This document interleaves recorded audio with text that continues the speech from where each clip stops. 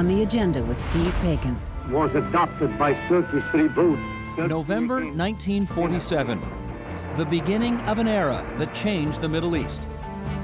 November 1947, the beginning of an era that helped shape the emotions of this era. November 1947, the beginning of an era that created one country, but two national identities. The new Jewish state is born in the tense atmosphere of civil war. Haganah troops search for Arabs after capturing the city. Israel and Palestine, 60 years on. Part 1, the roots of the conflict. That's tonight on The Agenda.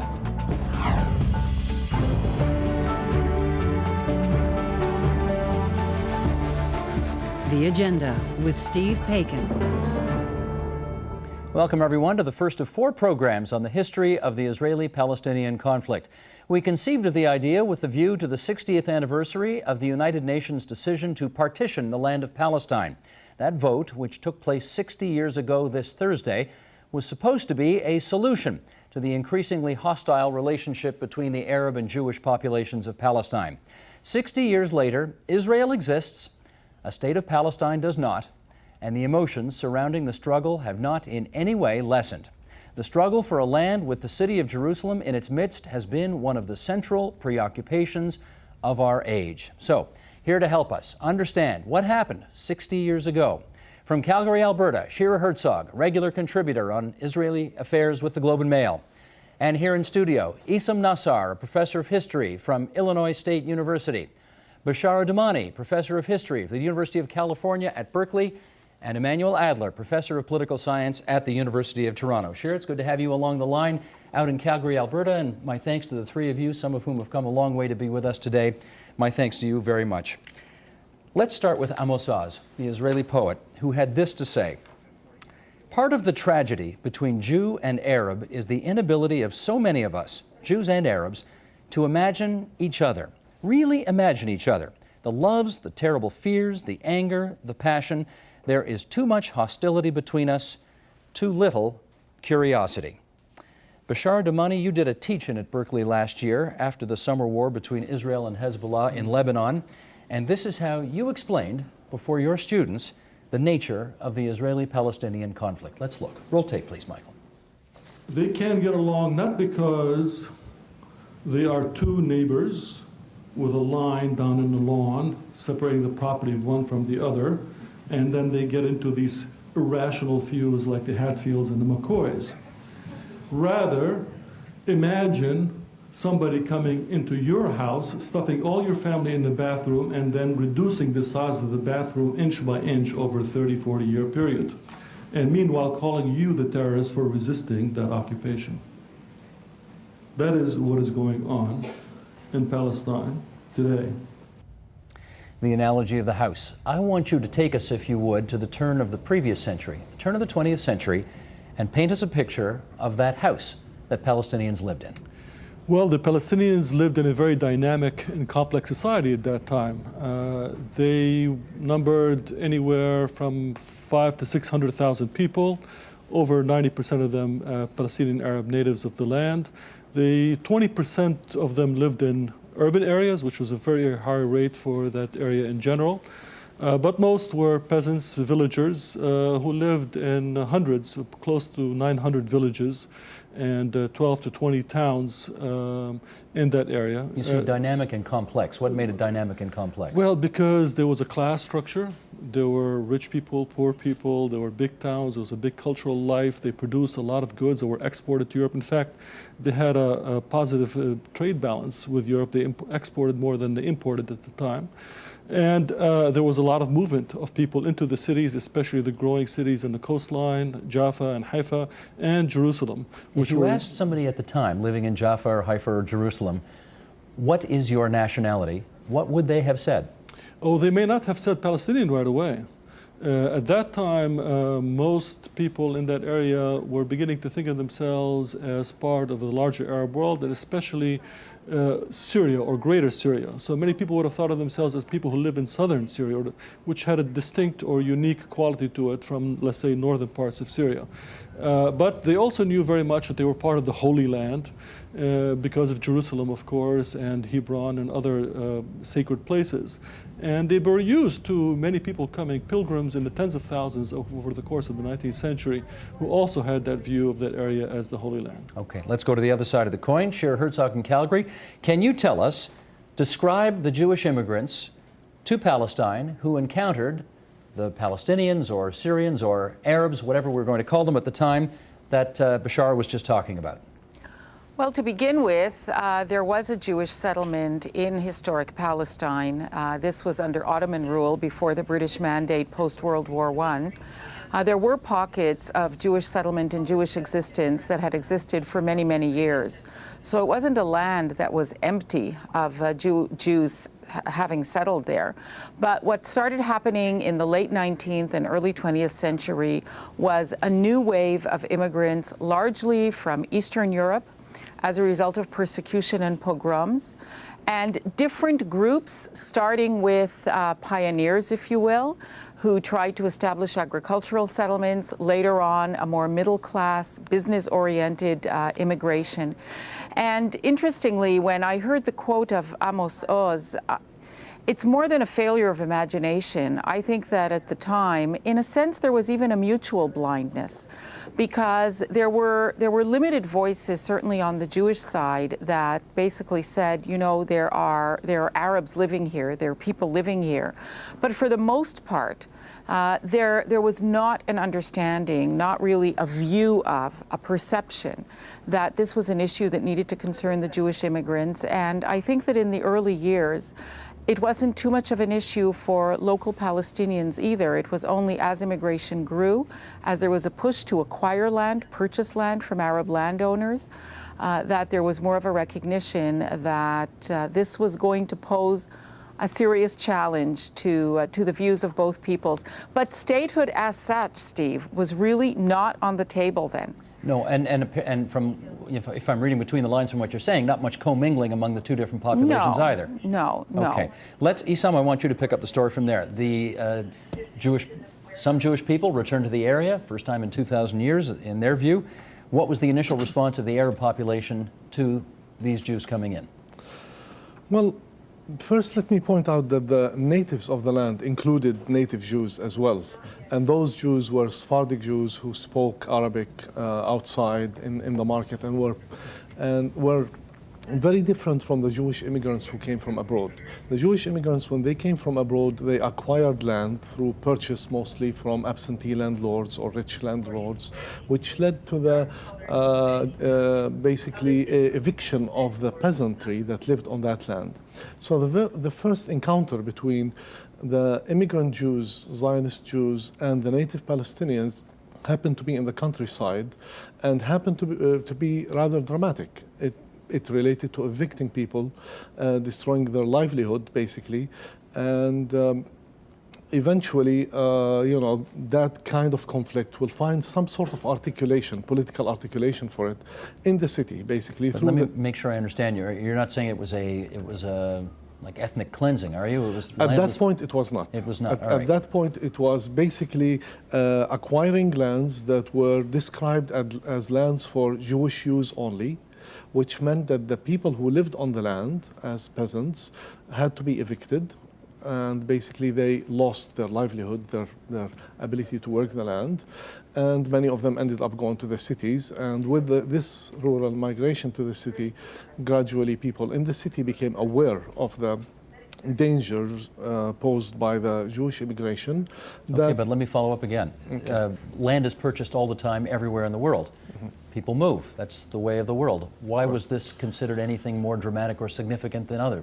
Primarily because lands purchased by Jews, in this case Zionist Jews, were not purchased by individuals. They were purchased by the Jewish National Fund, which had a mandate to buy lands for exclusive Jewish use only.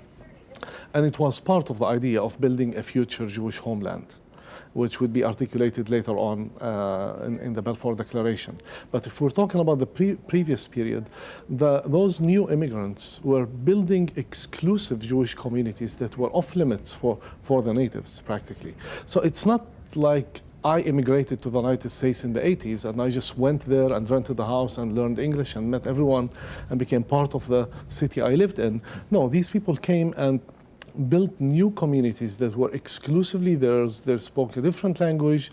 They did not relate directly to the natives. They basically did not see the natives for all practical purposes. Emmanuel Adler, I want to bring you in at this point. How would you describe the encounter of the Jewish immigrant culture with the ways of the Palestinians who already live there? Well, the encounter was such that, in fact, we defined ourselves as a nation coming back to their land, but then expecting that the native will accept us.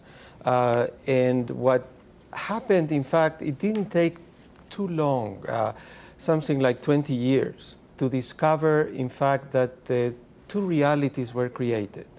The reality we just have heard about the bathroom, and then a reality that, in fact, because we also had a truth, a claim to that country, that we would be able somehow to manage to live together with them. Of course, as Shira said, there were people who said that we were not attentive enough about the local population. And in fact, one of the mottos was that a people without a land is coming to a land without a people. But people, in fact, knew that the Arabs were there. What I would, in order also to link with the quote of Amos Oz, is to say that very shortly after we arrived there and we began to actually, as a national movement, to begin to build a state. This is why there was no, people knew that we were building a state by each wave of ascendance. Well, Shira didn't say that when she gave her answer. She said there was no talk yet about the potential of the state. There was no talk, but people were writing already in 1860, 1870, 1880. Then there was the Jewish Congresses, beginning with 1897. And so there was a sense, and as we were self-defining ourselves from a people that were in exile for almost 2,000 years, as a nation that will go back to our land, we encountered the people who saw themselves and see themselves as the natives, and then they were saying, who are these colonizers? Let's see if we can get into some understanding of that. We're starting to see a picture emerge, Bashara, of two nations, two different nations in the same land. How did the Palestinian Arabs and the Palestinian Jews, what were the distinctions or differences between these two different nations? Well, first of all, they're not two monolithic blocks.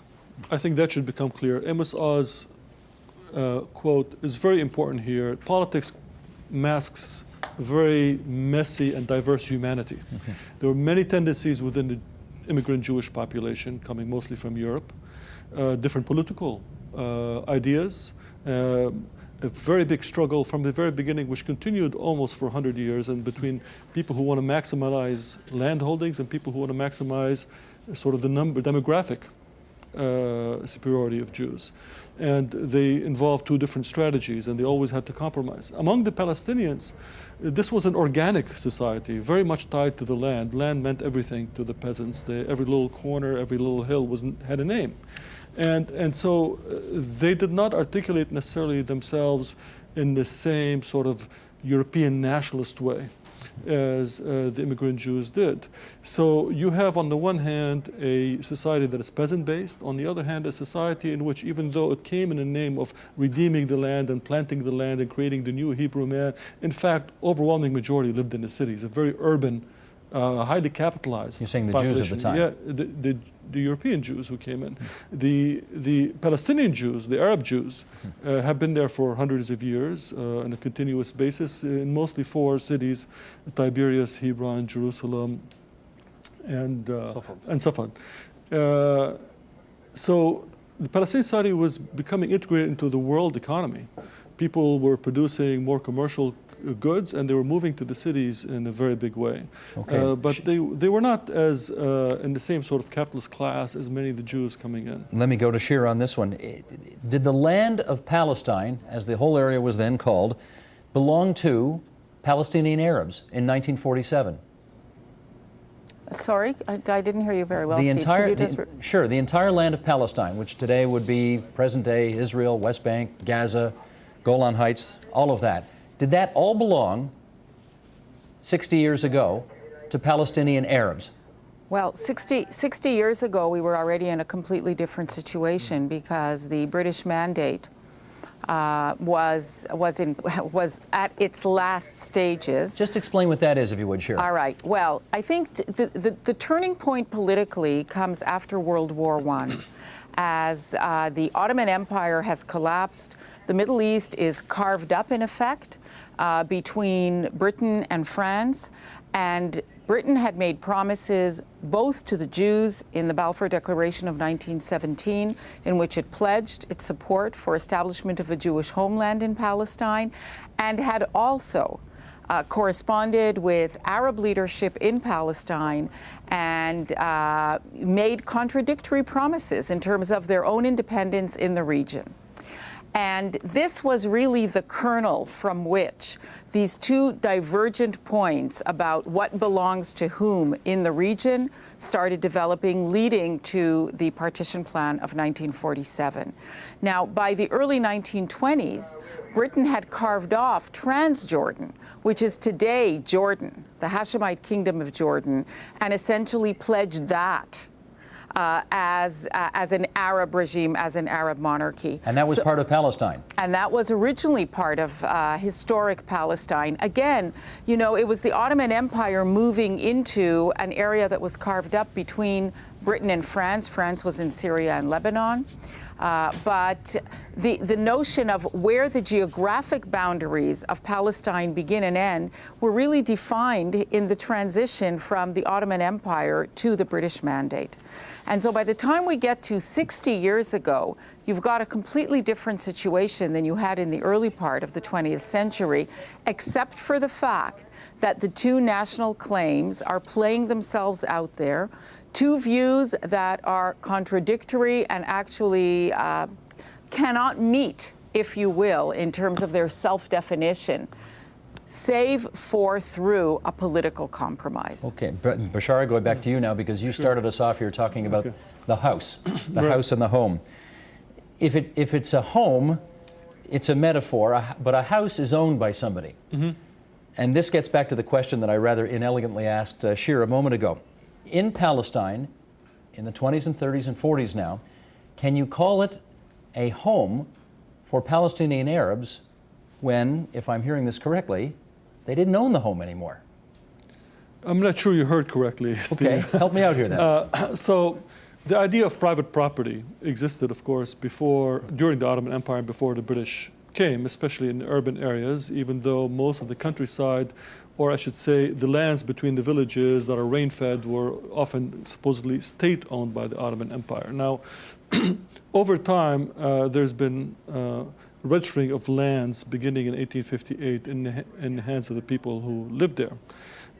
So let me give you a figure. In 1947, less than 7% of the land of Palestine, as it was defined by the British Mandate in 1922, so this is Palestine, was owned by Jews. That's Israel, West Bank, right. Gaza, See, Palestine, and Jordan. Right. Okay. No Golan Heights. No Golan Heights. Okay. Less than 7%. And no Jordan. In other words, after World War I, all of the area was carved up into different states by the British and the French, and they colonized them. The one that became known as Palestine in 1922 is the one we're talking about, that was partitioned in 1947, and 7% of the land of that state was owned by Jews in 1947, less than 7%. Can I just see, does anybody quarrel with that figure right now? In fact, I'm not going to quarrel with the figure. The question is how much land was not, and in fact this is a question, I'll suppose, that it was neither Palestinians, not Jewish. But something else? Well, state-owned. I think that's an important distinction. State-owned. Yes, I think Emmanuel has a point there. State-owned means what? Means that this is two things. It means that this is land that used to be owned by the Ottoman state and yet has not been divided up, or land that was occupied and owned by people who traded it and bought it among themselves, but was not yet registered in a cadastral survey because the British never finished doing a survey of the entire area. So the British were in charge of it? Yes, of course. Okay. And in fact, the Jordanians did a survey afterwards, and they also didn't finish that project. And another distinction, I think, because Emmanuel had a good point on that one, is that 7% of the land of Palestine actually included over 20% of the best agricultural land. So I think there's an important distinction there as well. Emmanuel, you want to... I just want to add a point that, in fact, from the beginning of the Jewish nationalist drive, there was an idea that the land would not be grabbed, that the land would be bought. And from an organizational perspective, the different Zionist groups arranged so, in terms of who will be the people in charge of buying the land, and not coming out from a mother colony, as it were, as we were, portrayed many times by Palestinians as being a colonizers, but being people coming from all over, mainly Europe, Eastern Europe, to find back to what we thought it was our own land. We said we wanted to buy that land, and we didn't want it to grab it. The problem was that once we arrived there and we began, we had our first kibbutz and our first city, and Tel Aviv was founded in 1909. Those people who were the natives said, "You are in my living room," and so violence erupted. It started in 1920, in 1921, and one very important point for what is going to happen later, and also getting to 47 and beyond, is that in fact we've begun to construct each other in terms of essential characteristics. The Arabs are bloodthirsty. They are attacking us. They are like, we have been persecuted during 2,000 years. So here there is another example of that. For the Palestinians, it was just another colonizer coming there and taking their lands. So the mischaracterization of both sides starts in this time period. There is a construction there that it took hold at the beginning. But my point is that in many cases, especially when violence began, people began to react against each other. It's not that they were bad. It is just one did A and the other did B. Okay. And Issam wants in, and then Shira. Go ahead, Issam. Yeah, I was going to point out that although land property is very important in some sense, we should not confuse land property always with sovereignty and statehood and citizenship. Even if I don't own land, I have the right, if this is my homeland, my country, even if I don't own property, I should have the right to be a citizen in my own country. I should have the right, collectively, the people should have the right to decide their own future and the future of their own country. So percentages of land ownership is rather important in future discussions after 1947, but it should not be the only criteria to say basically that we purchased the land. That should not be a criteria in itself, I think. Shira? Yeah, I actually would like to continue from that point, because the Jewish intention all along was to create facts on the ground that would create essentially the immovable reality of Jewish settlement, Jews who had returned to their ancient homeland and were there to stay. And so establishing a presence on the land by purchasing land, by having ownership of land, by establishing new communities was really a key factor. From the Arab Palestinian perspective, there was an injustice in this, and that was a view that was held all along. So this balance between numbers on the one hand, land on the other hand, creation of a practical reality from a Jewish perspective, which was really the only way to ensure that a Jewish return to the homeland would stay and would be there, was all important. Okay, Shira, while you have the floor, let's pick up the story. We know the Ottoman Empire was in charge of Palestine. Then after World War I, Britain assumed control of it. By 60 years ago, we're talking now in 1947, the United Nations is very much involved, and of course the fateful vote took place this week. Why did the issue of Palestine find itself in the lap of the United Nations rather than Great Britain? Well, the short answer is that by the 1940s, and this of course is influenced by the war that also took place, I'll come to that in a minute, but by the 1940s, and certainly by after World War II, the British were no longer capable of governing, handling, managing the situation. Their various efforts during the 1930s to mediate, and I use the word advisedly, between the two sides and between the conflicting claims had failed. There was violence that erupted. There were reactions from both sides. So the British had basically thrown up their arms by then. Now, the last decade of the mandate was marked really by a backdrop of international events. And this is very, very important, because by the time the issue went to the United Nations, first of all, the United Nations had just been established after World War II. The United Nations at the time was a 2-year-old international organization. And obviously not the 190 some odd countries it is today. It was very much smaller. Yes, but also with great hopes for the role that it could play in the post-war era. Britain had its own redefined interests in the region by then, weakness on the one hand, divesting itself of other parts of the British Empire, and on the other hand, a burning need, a burning situation in terms of Jewish survivors of the Holocaust in Europe, many of whom had been denied immigration, not just to Palestine by the British, but to other countries before. That's one of the reasons that so many were killed and exterminated. And then Jews languishing in DP camps in Europe, where the British were not prepared to let them immigrate to Palestine. So there was already a vicious cycle that had developed over time. The Jewish interest in a state that could give Jews a refuge had been clearly defined. And on the other hand, the Palestinian, the Arab position rejecting that had also been very, very clearly stated. The United Nations partition resolution was not the first time that partition was put on the map. That had already been done 10 years earlier by the Peel Commission, which was part of the British mandate. Okay, let me go over, let me put, because we're halfway through the program here. We haven't got to the vote yet. So let's get to the vote here. Yeah. Michael, if you would, let's put this graphic up here. The United Nations, 60 years ago this week, this Thursday actually, voted on a partition plan to, in essence, create 2 states in Palestine, one for Palestinian Arabs, one for Palestinian Jews. 33 countries voted in favor, you can see, including Canada, France, Poland, the United States, and the Soviet Union. Voting against, 13 countries. 10 of the 13 were Arab/Muslim countries.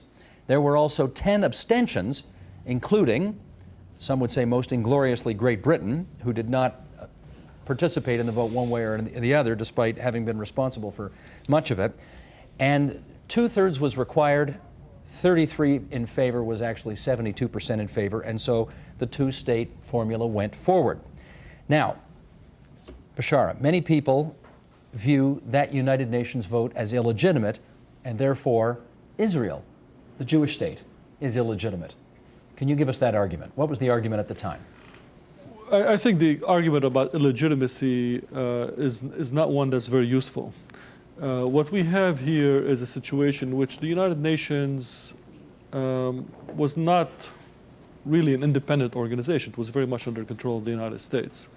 And partition was the idea that everybody had about every situation that was going on in the world. In fact, partition, territorial partition, and demographic displacement or ethnic cleansing were the 2 engines of the modern world.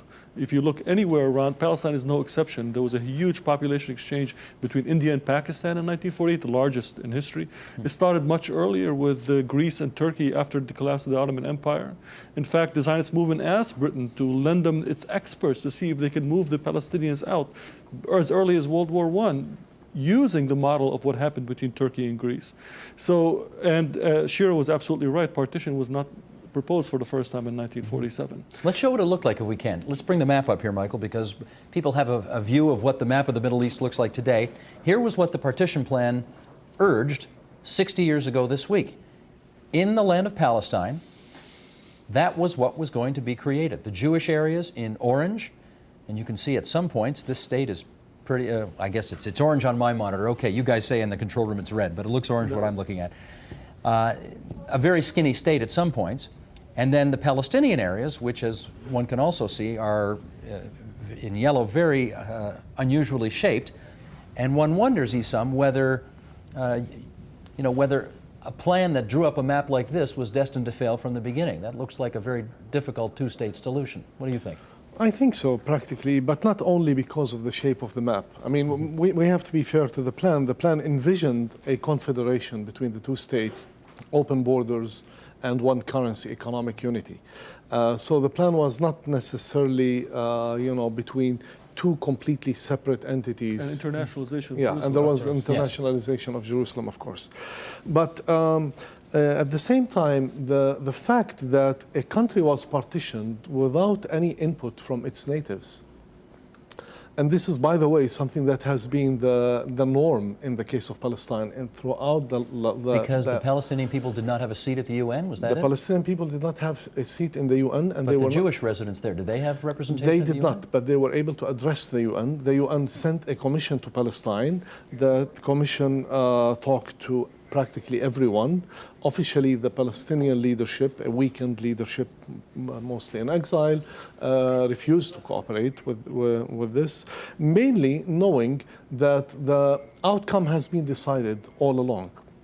And we continue to see this. I mean, today, all negotiations between Israel and the Palestinians are really negotiations between Israel and the United States.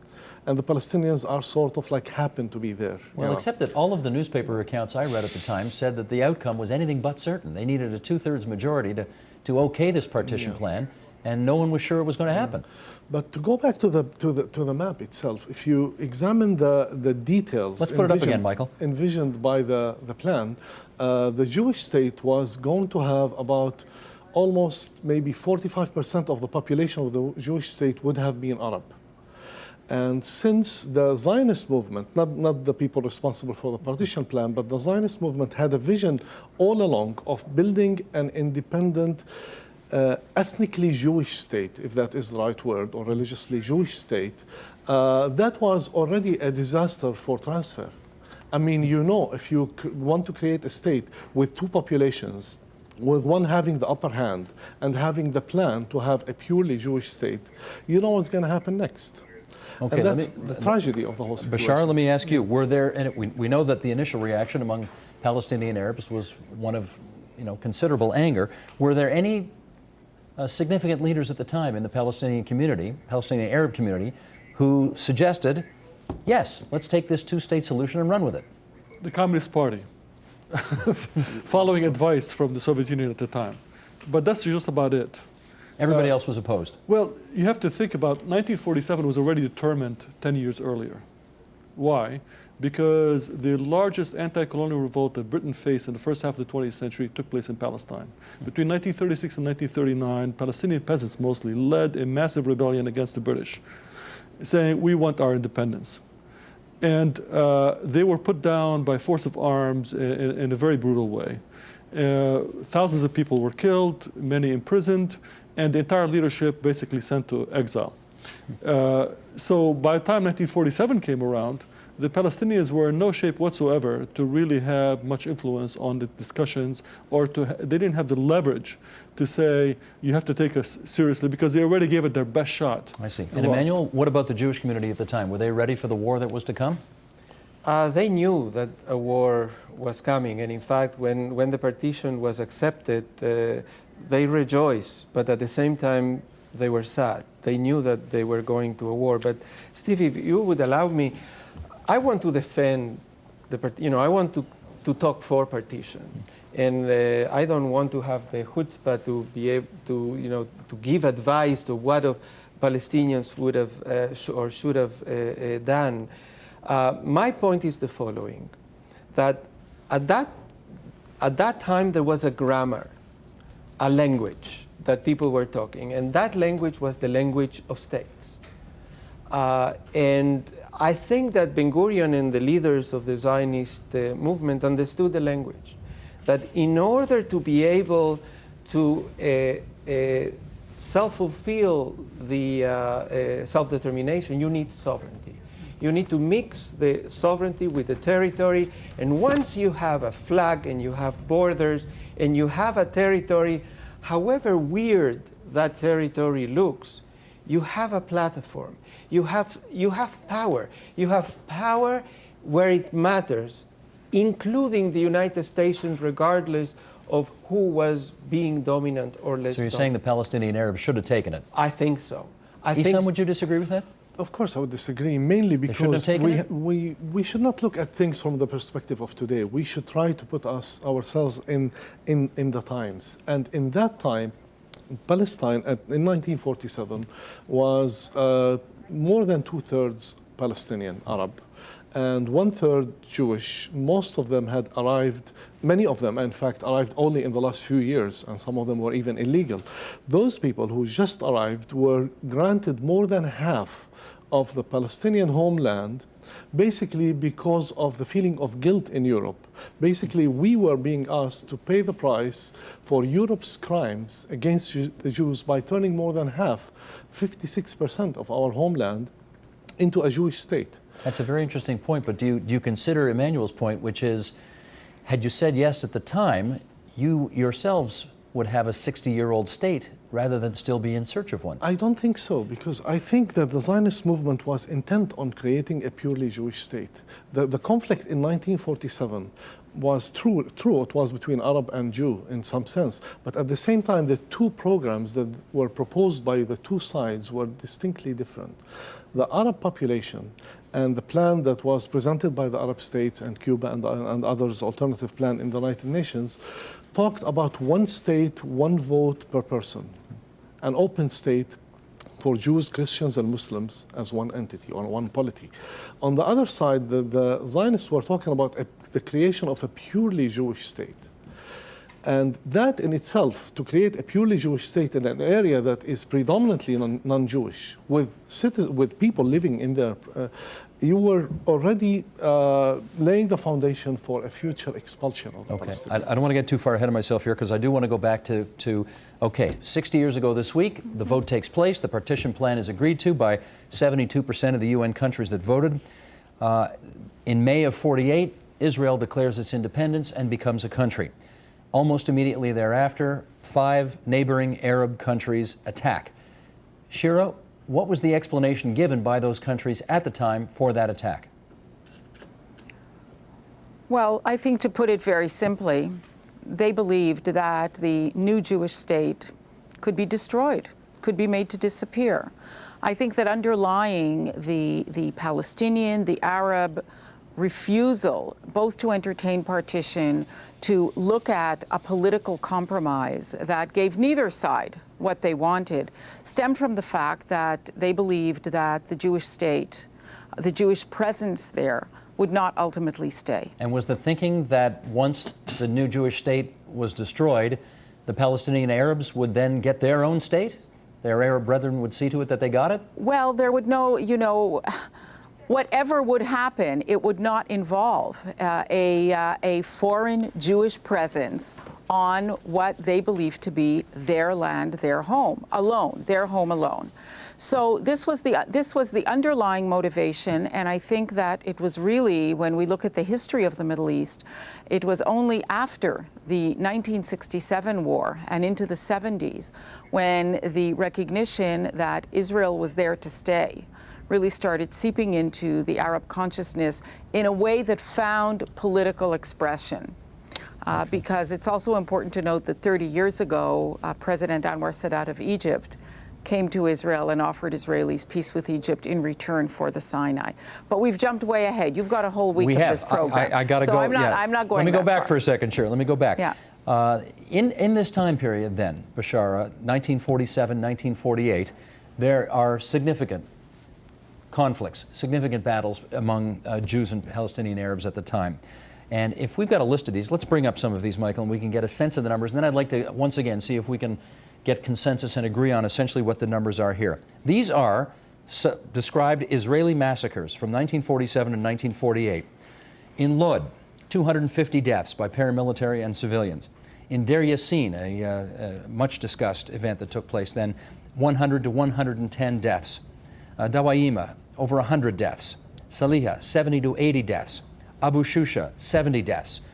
These statistics courtesy of Haaretz newspaper. Now, if we look at so-called Palestinian massacres at the same time period, we see Beit Nabala 14, Ben Yehuda 58, Jewish Agency 13, a Hadassah convoy of 78, and Kfar Etzion 50 to 160, a variety of sources to get those numbers together. Total deaths, the so-called War of Independence, 1948 for Israel, 6,373, 4,000 of those soldiers, roughly 1% of the population at the time. Arab deaths, more, 10 to 15,000. Now, Bashara, are we on reasonably solid ground with those numbers? Well, one has to ask, what do these numbers mean? But would you quibble with the numbers? No, I wouldn't quibble with the numbers. I don't think that's... but there's controversy about those numbers. The reason we're putting these up is to put this in perspective. The world had just gone through a world war where 50 million people died. Right. We're talking about a war in 1948 in the Middle East where 15 to 20,000 people died. Right. We're still talking about it 60 years later. Right. And you know why that is, Steve. Go ahead, tell me. Palestine is bigger than life. It always has been. And the reason is that this little small piece of land, which is actually economically very marginal, has a long history of being bigger than life. First of all, because it is actually the land bridge that connects the Asian continent with the African continent. This is where anybody with ambitions throughout history had to go through. And it has an incredible history that way. But talk to us about the Palestinian Arabs at the time, because some were forced out by Palestinian Jews, and no question about that. Yeah. Some left of their own volition because they were frightened. Right. There were other stories about Arab radio broadcasts saying, leave, we'll conquer the land and give it back to you. Oh, that story is not correct. And, well, okay, let's get to some of this. What's your sense about what of that is true and what isn't? Well, 1948 has been studied extensively, and there are many books that have been written about the myths of 1948, most of it based on Israeli archives and done by Israeli historians, actually, which have completely changed the popular view. So academic knowledge of what happened in 48 is completely out of step with popular knowledge today. And it'll take some years to filter down. But basically, one thing that was revealed, and mostly in the work of Avi Schleim, is that the Palestinian state was never meant to come to existence. In fact, there's been secret negotiations going on between the Zionist movement and the Hashemite King of Jordan for years to how to divide up Palestine between them. And in fact, after 1948, Jordan did annex what was left of Palestine and imposed Jordanian citizenship, effectively criminalizing Palestinian nationalism in Jordan at that time. Another myth is that the Arabs went in to destroy the state of Israel, the Arab states, that is. In fact, they went in to prevent precisely the kind of agreement that was being worked out with Jordan. Because you don't think they were trying to destroy the state of Israel? Not at all, because, and now we know that, again, through a number of books. The king of Egypt, well, all of these countries were just newly independent. They were just little babies. They just had gotten their independence. They didn't have real professional armies. The king of Egypt was so afraid of his own army, he sent many of them with blank ammunition because he was afraid they're going to come back and overthrow him. The Syrian army came in to prevent the Iraqis and so on and so forth because they were worried that, that Britain was working out a deal whereby two brothers, one ruled Iraq, one ruled Jordan, were in conversation with the Zionist movement to divide up Palestine among themselves, and that will create a kind of a continuation of British rule in the area, and that's what they wanted to avoid. Let me get a manual on this. Jordan was one of those 5 countries that invaded, was it not? It was, but it is true that after the war there was talk between the Israelis and Abdallah about the future of that area, to carve it as, or we can use a similar term, but I would disagree about the background of that, because you put it as a premeditated act, and I don't think it was. I think that what happened is that the Jews genuinely accepted the partition, and when it didn't happen, we decided then later on to declare our state. But even before the attacks began, and then the five Arab countries invaded, the situation changed for us. If you were talking about putting things in context, let's put things in context again. Here was a people that felt completely surrounded by Arab state. I don't mean powerless. They had their machineries and their armies, and they were well trained, etc. But they just had come out from the Holocaust. And they were genuinely threatened. So what I would, in fact, would try to make a more general point out of this, I would say that when people talk about our war of independence, and our Palestinian friends talk about the Nakba, or the tragedy, disaster that they went through, and in fact it was a disaster for them. Both are true. They are part of the same reality. Let me raise another issue here. Yeah. Emmanuel, let me raise another issue when we talk about reality. And this is an issue, frankly, that has been not discussed pretty much in Israel for 60 years. It's only now starting to be discussed. The plan to expel Palestinian Arabs from this area. Let's bring this up from Haaretz newspaper. From April 1948, Ben-Gurion, that's Prime Minister David Ben-Gurion, the first Prime Minister of the newly created state, he's projecting a message of transfer. There is no explicit order of it in his writing. There is no orderly, comprehensive policy. The transfer idea is in the air. Ben-Gurion understood there could be no Jewish state with a large and hostile Arab minority in its midst. Ben-Gurion was right.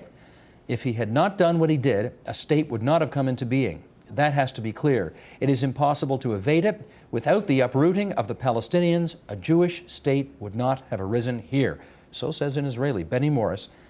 This has been a most controversial issue as it has arisen lately in Israeli society. Shir Herzog, I want you to speak to this if you would.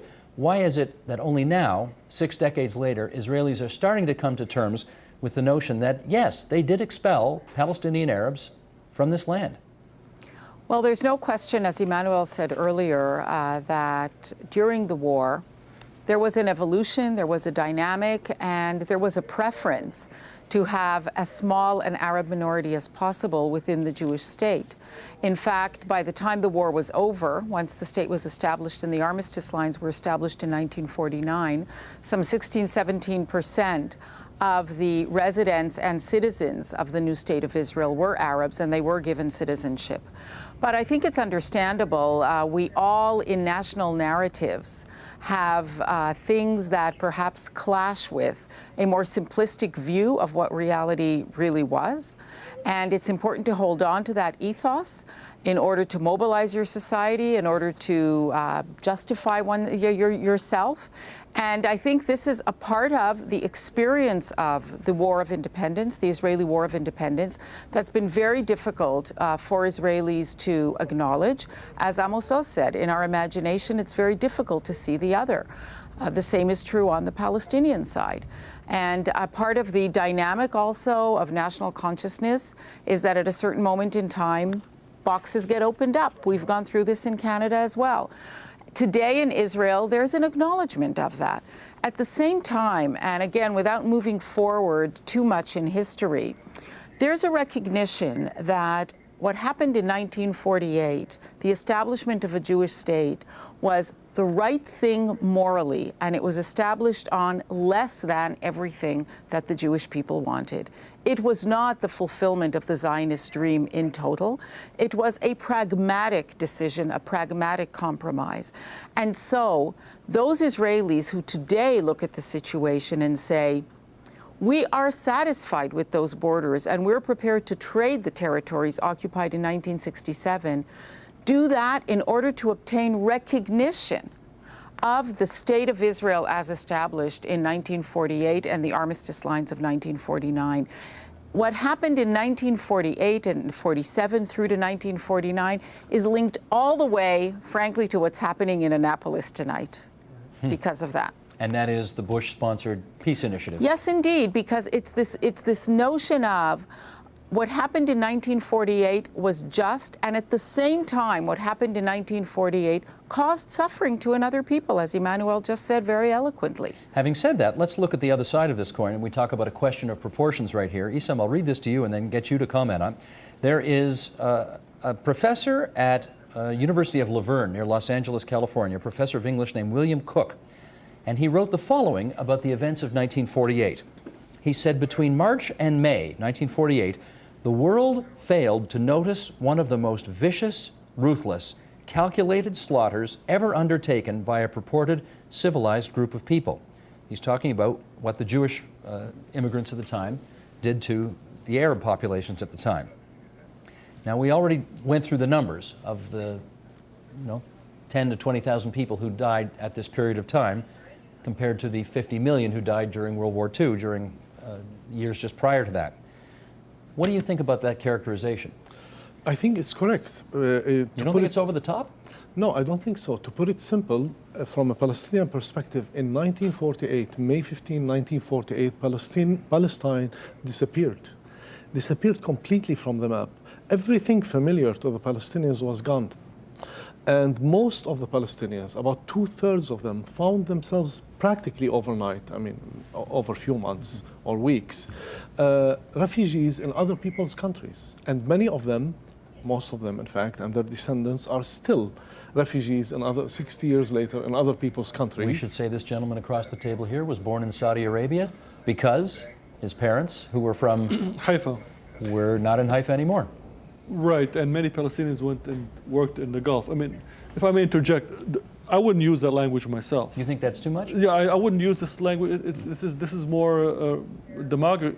It's more rhetoric than substance. Demagogy. But but I think that I don't want to interrupt Isam, but I think that it's very important to note that for a society that has existed in a very complex and dynamic way, which is how we started the discussion, yes, with traditions and memories and histories and names and so on, for hundreds and hundreds of years, to virtually disappear overnight, completely pulled apart, was a major trauma. This is not to say that the Jewish people at the time were not going through their own trauma. And in fact, even though the Jewish military in 1948 was stronger, we know now even more in numbers than the Palestinians and the combined Arab armies, and it was clear that they were going to win. They knew they were going to win.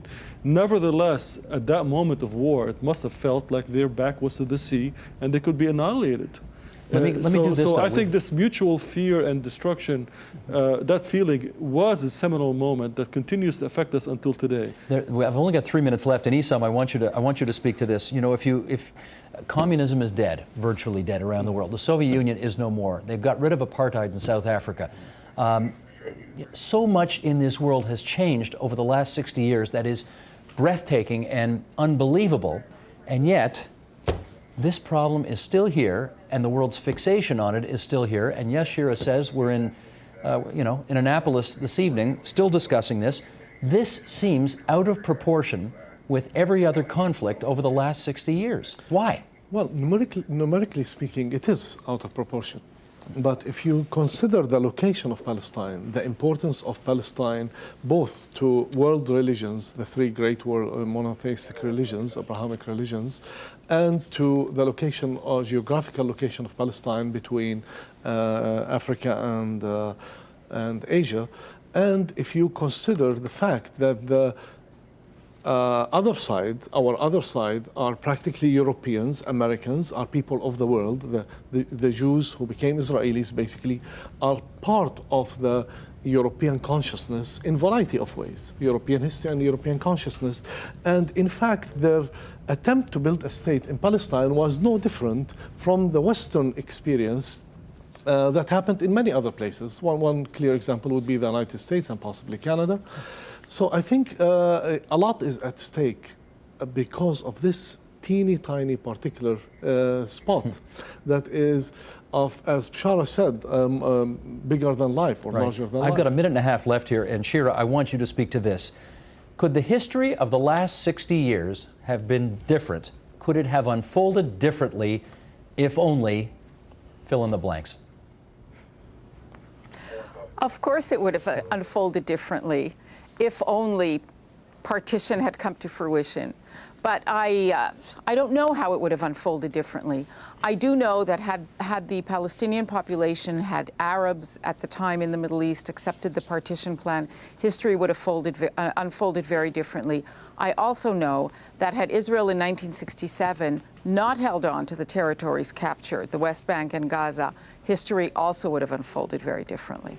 Manuel, you want a last quick word on that? Well, I totally agree with Shira. There were other moments that were critical from our perspective. The beginning of the, that is after the War of Independence, there were some openings from Arab countries that maybe something could have happened there to prevent what later happened. And then in 2000, there was an opportunity to make peace with Syria. Okay, don't tell the whole story now because we got 3 more parts to go. I won't. I have no doubt but that if I could lock the 4 of you up in a room, you'd solve it all in half an hour. This was a wonderfully civilized and terrific discussion about such an intractable problem. Can I thank Shira Herzog for being there on the line from Calgary, Alberta for us. Shira, thanks so much for your participation.